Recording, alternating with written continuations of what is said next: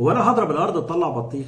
المثل ده طول عمرك بتقوله او بتسمعه لما بتكون خلاص فاض بيك ومفيش حاجه في ايدك تعملها. طب انت عارف ان المثل ده وراه سر ومعجزه الهيه من عند ربنا سبحانه وتعالى، حصلت بس وحصري على ارض مصر؟ احكي لك القصه، خد دي عندك. تعرف ان المثل ده كان سر وراه السيده مريم العذراء والسيد المسيح عليهم وعلى نبينا السلام. قصة بدأت، هيرودوس كان معروف ان هو بيطارد الصبي اللي هو السيد المسيح، وهم جه من اورشليم القدس رحلتهم المقدسة لمصر، والقصة معروفة. وصلوا في مكان، المكان ده اللي هو حاليا دلوقتي كنيسة العزبوية في حي الأزبكية، ودي كنيسة والبير لسه موجودة. ارجع بقى للمثل، قول لي بقى ارجع للمثل. حاضر. كان معدية على زرعة، الزرعة دي فيها واحد مصري لسه حاطط بذرة البطيخ بيزرع فيها في نفس اللحظة اللي عدت عليه السيدة مريم العذراء. فحكيت له الحكاية وقالت له ان هما في رحلة هروب من القدس خايفين على الصبي. فالراجل المزارع المصري تعاطف معاهم واكرمهم وشربهم من البير اللي لسه موجوده لحد الان. فالسيده مريم العذراء قالت له هيحصل لك ان شاء الله مفاجاه بكره وانتظرها، ولكن ليا طلب.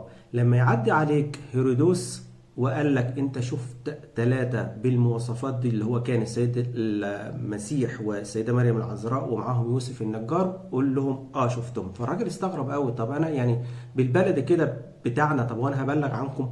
خصوصا ان هو متعاطف معاهم ومصدقهم. قالت له بس انت قول كده ومالكش دعوه.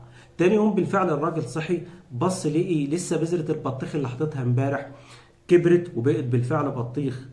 فحمد ربنا وشكره. وفي نفس اللحظة جه هيرودوس والرجال فسألوه هو انت شفت ثلاثة بنفس المواصفات اللي انت شافهم امبارح، اللي هي السيدة مريم العذراء والسيد المسيح ويوسف النجار؟ الراجل قال لهم اه انا شفتهم من اول ما كنت بحط بذرة البطيخ في الارض. فرجالة هيرودوس بصوا على الزرع لقوها البطيخ كامل، فقالوا ده عمره ما يقلش عن 3 شهور، وبقى كده المسافة بيننا ما بينهم طولت. فراحوا رجعوا تاني فلسطين. وبهذا المثل وبهذا الصدق نجا السيد المسيح والسيدة مريم العذراء ويوسف النجار. فعلا ربنا سبحانه وتعالى إذ قال للشيء كن فيكون. فلما بتعجز الأسباب البشرية بتتدخل ربنا سبحانه وتعالى وهو مسبب الأسباب. فيقينك بالله يقيك، فكن على ثقة بأن ربنا عز وجل فعلا المعجزات بتحصل منه. هو ده سر. هو أنا هضرب الأرض طلع بطيخ؟